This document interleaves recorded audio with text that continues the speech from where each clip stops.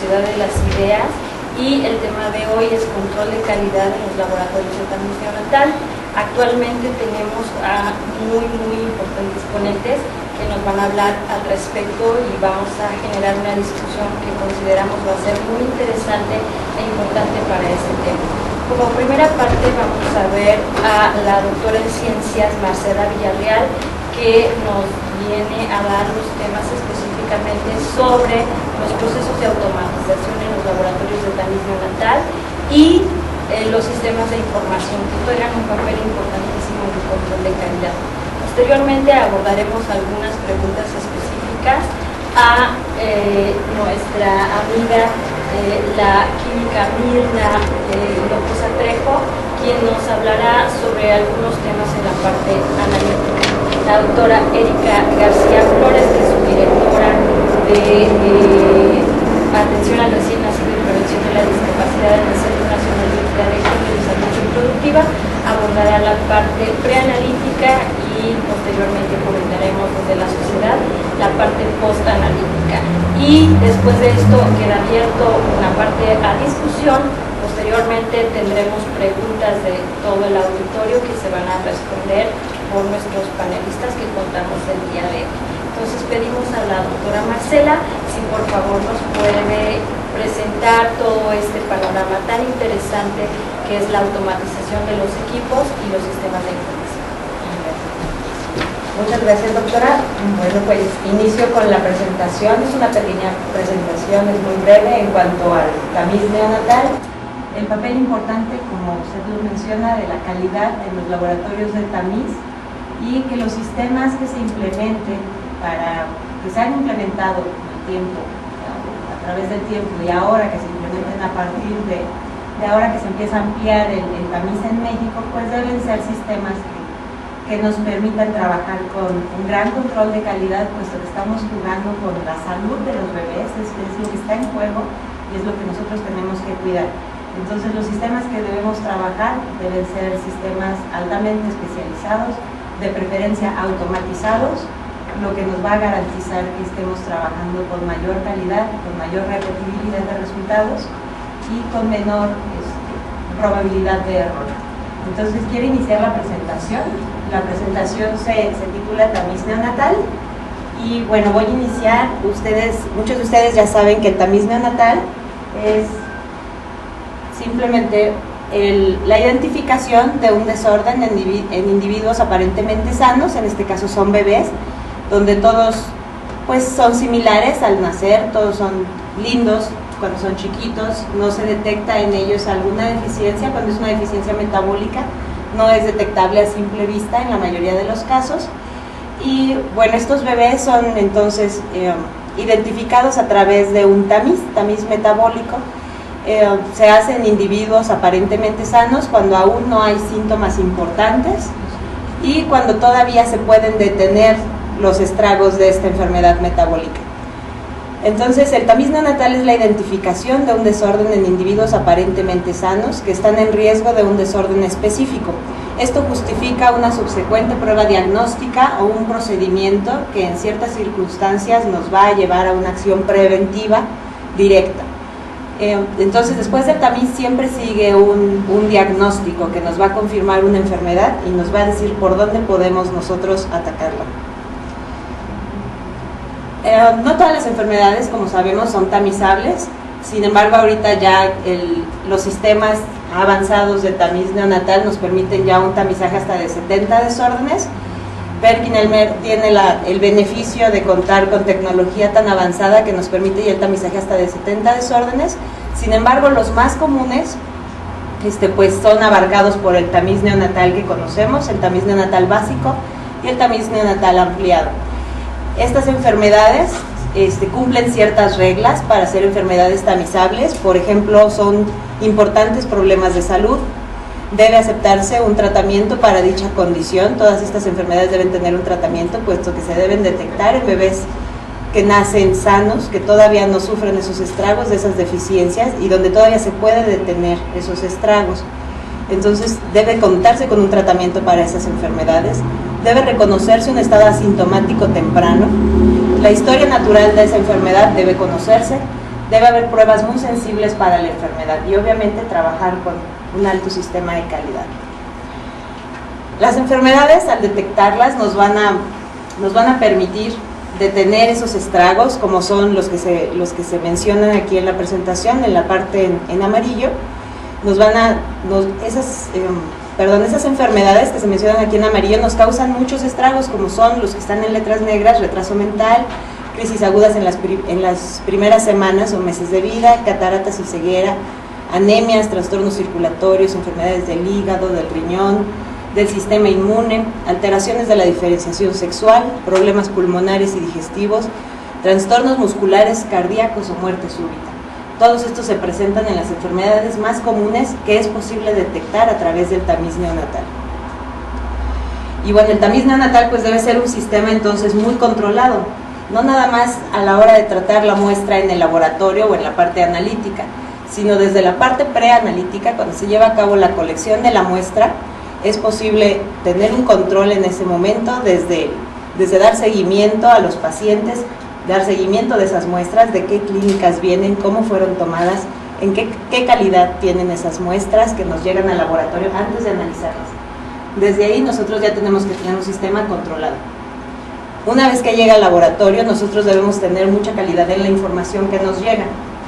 Como les decía, la información de dónde está llegando esa muestra, porque si nosotros tenemos un problema al recibir esa muestra, si llegó después del tiempo correcto, después del tiempo en que todavía es confiable el resultado, nosotros todavía podemos educar a los laboratorios, o a las clínicas en su toma de muestra y que sean muestras confiables las que nos llegan al laboratorio. Por eso debe ser un sistema controlado desde antes. En el laboratorio obviamente nosotros tenemos muchos sistemas para controlar lo que estamos trabajando, la técnica que estamos trabajando. Podemos trabajar con control interno, como nuestros kits que permiten un control interno a través de muestras de concentración conocida, que nos permiten saber si nuestros kits nos están dando los valores que deben dar, nos están dando esos valores teóricos o nos están dando dentro del intervalo de confianza. O también podemos trabajar con control externo, que ya muchos laboratorios en México están implementando programas de control externo, ya sea con el CDC de Atlanta o con los controles de Argentina, de Australia. Ya son muchos los países que participan en programas de calidad y a través de los cuales se puede también monitorear la calidad del trabajo que se está haciendo en los laboratorios. Esto a su vez monitorea la calidad de la instrumentación, pero también de las técnicas. Y bueno, en el laboratorio pues tenemos que contar también con información en cómo se va a almacenar la muestra, qué análisis se le van a hacer, qué tamizaje se le va a hacer, si es básico, si es ampliado, qué enfermedades se van a tamizar, y a partir de ahí nosotros vamos a generar, a partir de la población que trabajamos en ese laboratorio, puntos de corte. La generación de puntos de corte en México se está volviendo un problema muy importante que tenemos ya que atacar. Los puntos de corte deben ser poblacionales, deben ser en cuanto a la raza que está en ese laboratorio, la raza que llega a ese laboratorio, la población que llega es muy específica. No es lo mismo la población que llega en un laboratorio de Chiapas, de Tabasco, de Campeche, a la población que está en Monterrey o en Puebla. Son poblaciones muy, muy distintas. Cada una debe manejarse con puntos de corte y eso nos va a hablar en cuanto al número de falsos positivos y lo más peligroso que son los falsos negativos. Eso es lo único que nos va a decir en qué intervalo estamos trabajando, en qué intervalo de confianza. Entonces, una vez que nosotros implementamos una técnica eficaz en cuanto a calidad, nosotros debemos implementar el punto de corte que nos permita que la mayoría de los bebés se detecten sin tampoco tener muchos falsos positivos. Bueno, y pues como les decía, para el almacenaje de la muestra también hay que tener información. Esas muestras después se guardan, después de tratar las muestras, unas que son sospechosas, o en general las muestras, toda la población se guarda cierto tiempo, en algunos laboratorios 1 año, otros 2 años. Esa información se debe de guardar correctamente, cómo se está almacenando la muestra, si se está refrigerando, si se guarda en seco, y guardar todas esas muestras con los controles de calidad, para asegurar que cuando nosotros las lleguemos a reprocesar, los controles de calidad nos van a asegurar que esas muestras se guardaron adecuadamente, porque están guardadas en conjunto con sus controles, los que se trabajaron en ese momento. Todos esos son puntos que tenemos que controlar, donde podemos atacar los sistemas de confiabilidad. Y bueno, a la larga eso nos ayuda a educar a padres de familia, nuevos padres que lleven a sus hijos a tamizar a los laboratorios que permiten un tamizaje amplio, a los doctores, a las parteras, a las enfermeras desde la toma de muestra. Entonces sí tenemos que tener ya el control del tamiz neonatal a diversos puntos, como se menciona en esta diapositiva. La tecnología de Perkin-Elmer, aquí solo menciono la tecnología Delfia. Tenemos varias tecnologías. Algunas son enzimáticas, ustedes a lo mejor las han escuchado o las han trabajado algunos de ustedes. Son tecnologías enzimáticas o tecnologías Delfia. Las tecnologías Delfia, por sus siglas, ahorita las vamos a ver un poquito más adelante, simplemente se refiere a la técnica, los beneficios de la técnica de Perkin-Elmer para los análisis más sensibles, como por ejemplo los de TSH, que permiten el tamizaje de hipotiroidismo congénito. Esa es una técnica que maneja anticuerpos, lo cual lo hace altamente específico. Además de eso, bueno, la técnica está patentada para utilizar una química muy particular, donde se utilizan lantánidos. Las propiedades de los lantánidos también lo hacen altamente sensible. Entonces es una técnica muy sensible, muy específica. A la larga se va a crear, en el proceso se va a crear un quelato que nos va a dar una alta fluorescencia, por lo cual por poquita molécula que se detecte en el bebé, nosotros vamos a tener una señal clara de que la molécula está ahí. Obviamente si hacemos esto con todos los bebés, va a llegar un momento en que sepamos la concentración, en que podemos detectar un bebé sospechoso. Eso es los puntos de corte. Por eso la sensibilidad de la técnica nos lleva a puntos de corte bien claros, donde no tendremos muchos falsos positivos. La técnica maneja varios puntos, como lo pueden ver en la diapositiva. La técnica de Perkin-Elmer-Delfia, que es por ejemplo la técnica utilizada para TSH. Esta técnica maneja primero, como les mencionaba, anticuerpos en fase fija. Llega a la sangre del bebé a través del confeti con sangre que se toma al bebé en los primeros días de vida. Esa sangre seca en papel filtro llega a ese pocito y se hace toda una reacción a través de la cual se detecta la TSH en esa sangre del bebé. Como pueden ver, son varios pasos. Hay un paso muy importante en medio de la técnica, que es el lavado, y agregar después una solución que se llama enhancer. Esos pasos son críticos en esta técnica. Fue muy importante a Perkin-Elmer darse cuenta que el lavado, la mitad de la técnica, el lavado, era un paso relevante. Cuando el lavado no es controlado, ese lavado nos da muchos problemas a lo largo de la técnica. Por lo mismo, son anticuerpos, es europio, por cualquier cantidad que quede de muestra en ese pocillo y que no esté bien lavado, nos va a dar una señal falsa. Entonces nuestros sistemas deben permitir que ese pozo quede bien lavado y que la señal sea auténtica, que sea realmente de la cantidad de TSH que proviene del bebé y no de un ruido que se esté creando a través de la instrumentación. Entonces ese paso es bastante importante. Después sigue agregar el enhancer, y ese enhancer se debe agitar para que se cree esa molécula altamente fluorescente. Otro paso crítico ahí es la agitación. Si una muestra que tiene europio no se agita, la reacción no se va a llevar a cabo. Sin embargo, estos puntos son nada más 5 pasitos los que tenemos que hacer en esa técnica. Es muy rápida y la instrumentación de Perkin-Elmer ahora nos permite hacerlo de forma automatizada. En este caso, pues contamos con los lavadores, con los agitadores para hacer cada uno de estos pasos, y eso nos quitó de muchos problemas que traía la técnica manual, de estar aspirando los confetis manualmente con un vacío, succionándolos, dejando ahí todavía restos de la mezcla, y más tarde pues hacer una técnica limpia. Entonces nuestros sistemas automatizados de lavado nos quitaron de bastantes problemas. Aún así, más adelante vamos a ver qué beneficios hemos conseguido con los desarrollos de las técnicas de Perkin-Elmer. Entonces las técnicas Delfia, eso es lo que significan, simplemente es una disociación que intensifica lantánidos. El europio es un lantánido, y es fluorometría, y es un inmunoensayo. Entonces todo eso nos habla de las propiedades de la técnica, y simplemente una vez que nosotros trabajamos con esa técnica nos damos cuenta por qué es una técnica altamente sensible y confiable. Como les mencionaba, son varios pasos. Un paso muy importante es el lavado. Se trabaja en una fase sólida, en un solo pocillo, no hay que cambiar de reacción ni hacer una reacción ajena, simplemente el anticuerpo detecta la TSH y ese anticuerpo ya viene marcado. No hay que detener ninguna otra reacción, no se hace una reacción enzimática después, simplemente el anticuerpo ya viene marcado y ese anticuerpo nos va a dar una señal. Entonces Entonces eso incrementa mucho la calidad de nuestro producto, no hay que hacer una reacción ajena que no sea la reacción inmune. Y nuestros kits, pues como les mencionaba, tienen controles internos. En nuestro kit, aparte de que vienen los estándares, las placas con los anticuerpos en sí, los anticuerpos líquidos, vienen buffers, vienen también controles, lo cual nos permite el control interno de nuestro kit, que nos esté dando dentro de los valores confiables.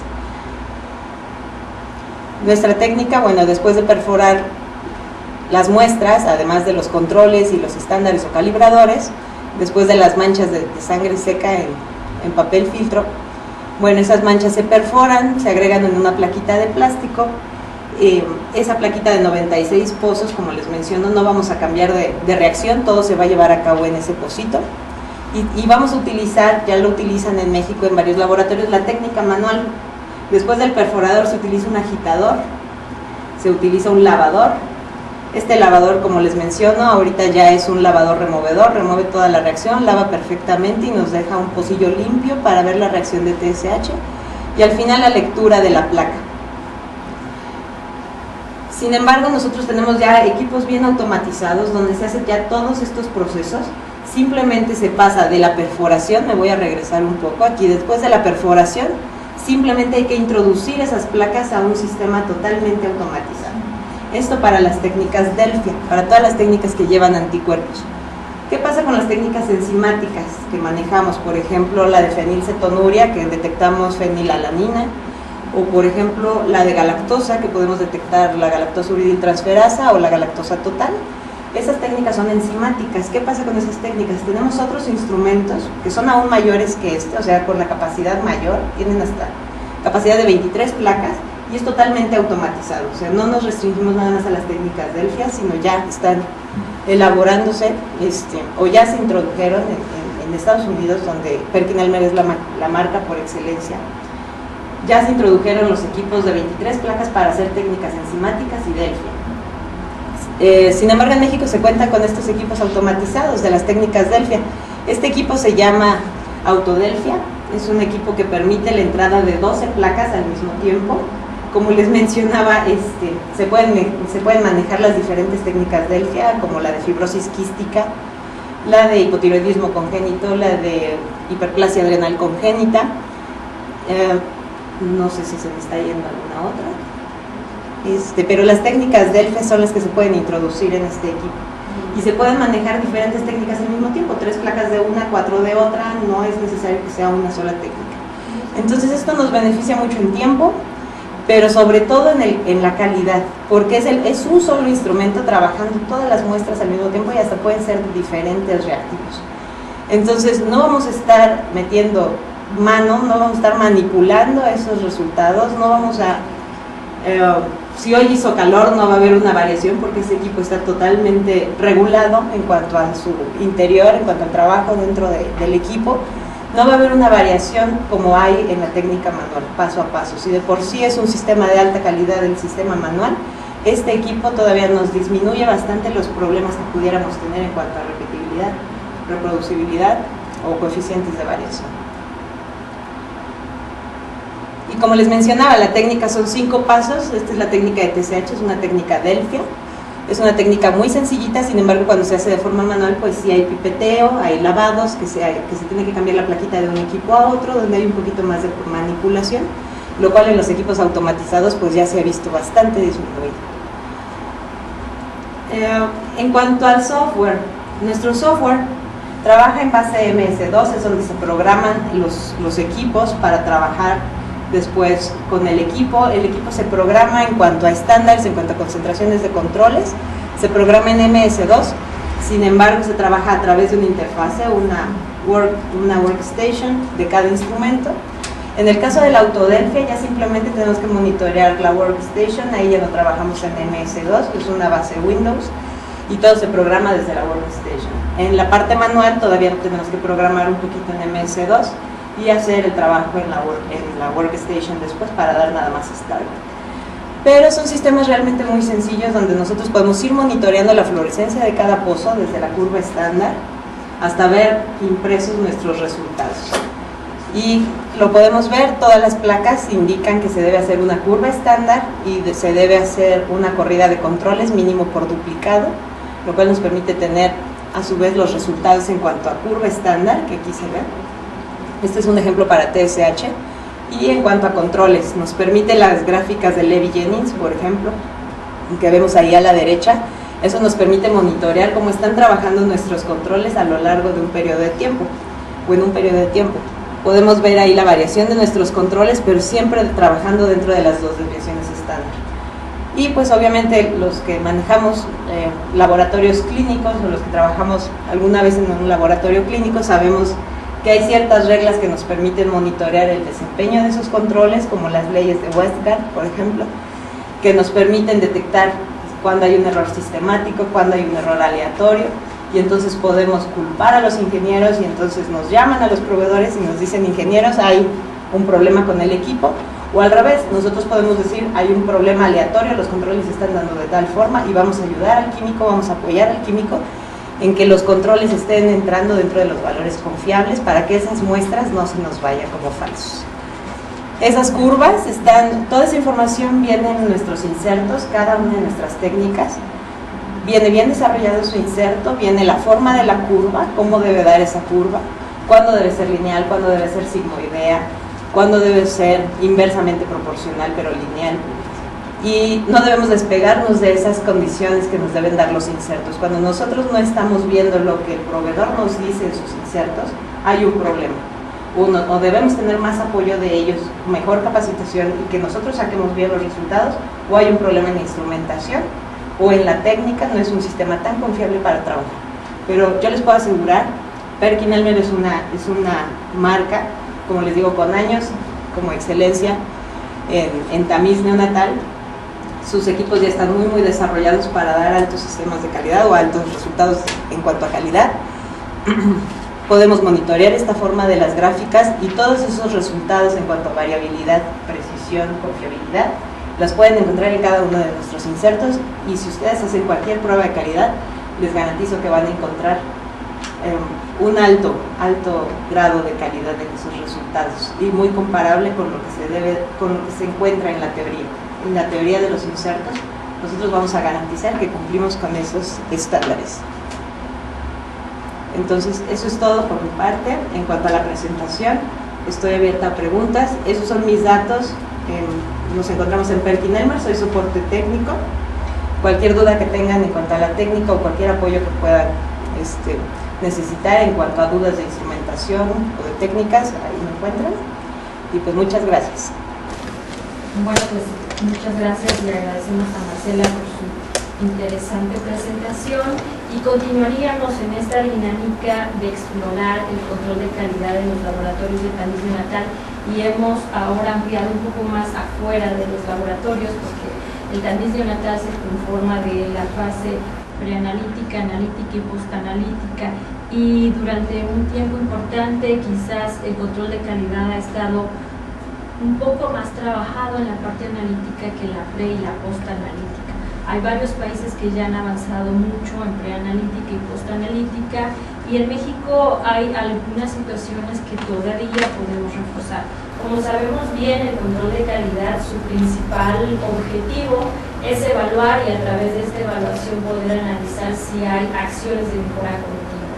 De esta manera, entonces, queremos abordar las problemáticas que estamos observando, sobre todo en la Secretaría de Salud, en donde se tamizan alrededor de 1.300.000, me va a corroborar Erika si es así. Y empezaríamos con la doctora Erika García Flores preguntándole qué hay de problemática observada en la parte preanalítica, qué se debe ingresar al control de calidad prioritariamente y qué existe actualmente, que ya es un avance en esta parte.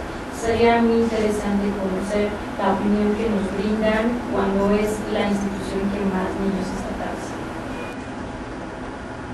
Sí, gracias. Bueno, buenas tardes. Efectivamente, la Secretaría de Salud tamiza alrededor de 1.300.000 niños cada año. Recientemente, el año pasado, se incorporaron 3 enfermedades más, de manera que se está tamizando actualmente para hipotiroidismo, fenilcetonuria, galactosemia y hiperplasia renal congénita. Si miramos el tamiz neonatal como todo el proceso que va desde la fase preanalítica hasta la analítica, en cuanto a control de calidad tenemos muchas áreas de oportunidad, porque efectivamente todo se ha basado prácticamente en la fase analítica, en la mejora continua de los laboratorios. Sin embargo, en la fase preanalítica sí ha habido avances, no como quisiéramos todavía, pero sí hemos conseguido avanzar, por ejemplo, de la toma de talón a poder establecerlo a que la mayoría de los niños, casi el 99%, las tomas se realizan de talón, ya no de cordón, lo que nos permite poder identificar las enfermedades como galactosemia y fenilcetonuria.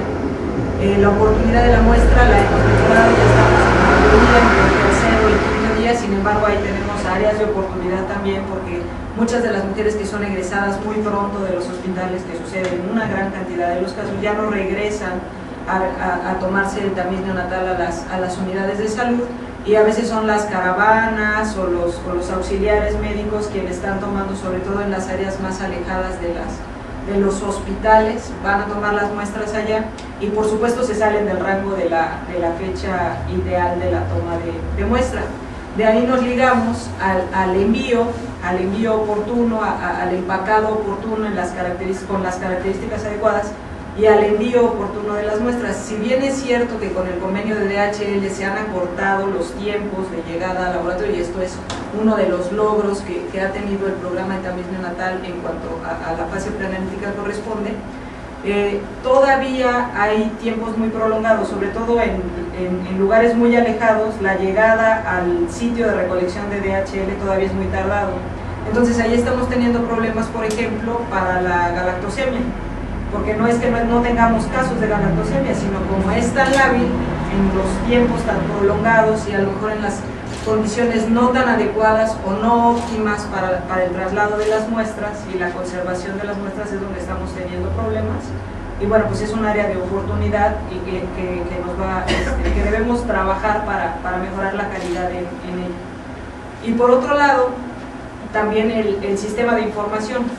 No tenemos un sistema de información que nos permita registrar a los niños, saber dónde van, dónde está perdida la papeleta, ¿no? Nuestro sistema es un poquito empírico, utilizando bases de Excel, en donde pues sí se captura el niño con toda su ficha demográfica, se envía al laboratorio, sabemos cuándo llegó al laboratorio, sabemos cuándo el laboratorio emitió resultados, pero todo esto se hace en una base de Excel que sale del laboratorio central, llega a los coordinadores estatales del programa, para que ellos a su vez le avisen a la jurisdicción, y la jurisdicción vaya y busque al niño. Bueno, ya me estoy saltando a las otras etapas. Sin embargo, es muy importante considerar este sistema de información, porque nos permitiría avanzar en la toma de decisiones, ¿no? Por otro lado, ¿qué otros avances? Bueno, el avance está en la norma. La norma contempla todo en este sentido el control de calidad desde la preanalítica, la analítica, incluso en la norma oficial mexicana, que está en actualización y que esperamos pronto pueda publicarse en el diario oficial. Ya se contempla el control de calidad tanto interno como externo de los laboratorios. Y en el lineamiento técnico es donde corresponde a las situaciones de calidad en cuanto a la fase preanalítica.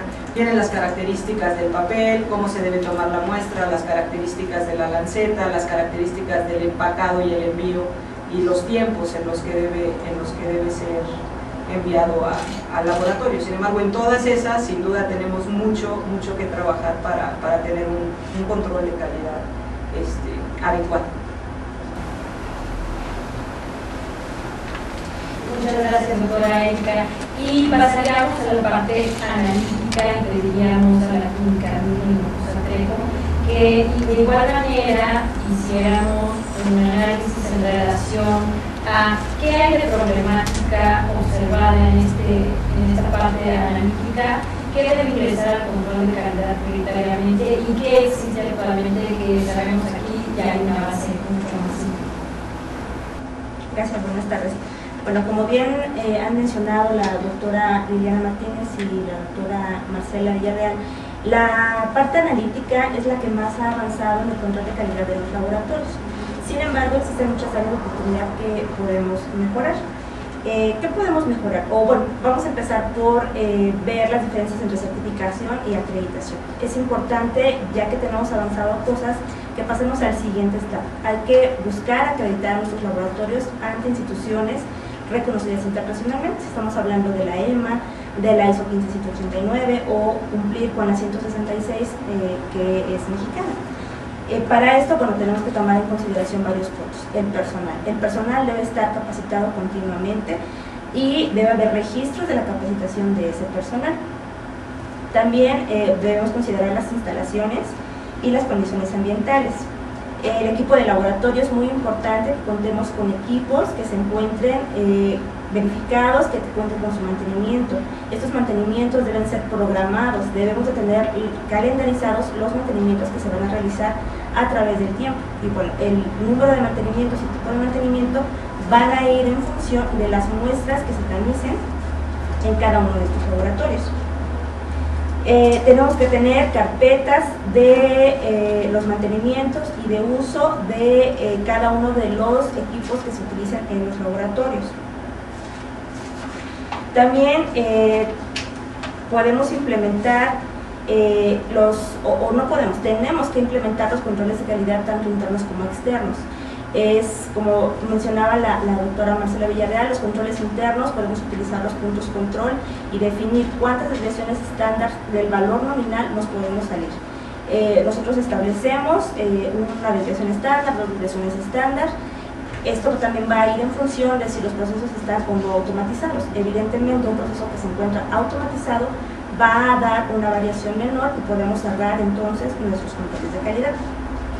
Es muy importante que tengamos controles de calidad externos, al menos un programa. Hay que aprovechar que estos controles, como bien lo sabemos, son gratuitos. Entonces podemos hacer uso del PEC de Argentina, hacer uso del CDC de Atlanta y de otros más.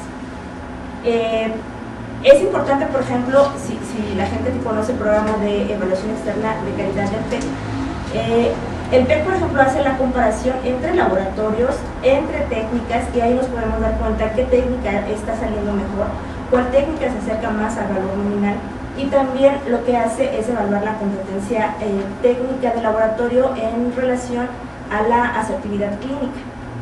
Es decir, nos mandan muestras que son muestras positivas y muestras negativas. Entonces, no solo es decir el valor, sino decir si la muestra es positiva para cierta enfermedad o no es positiva. Entonces, bueno, hay que atacar todas estas áreas. Yo sé que muchos laboratorios ya cuentan con manuales de calidad, con procedimientos normalizados de operación, con bitácoras de equipos, pero hay que mirar más allá. Hay que ir hacia la acreditación de laboratorio.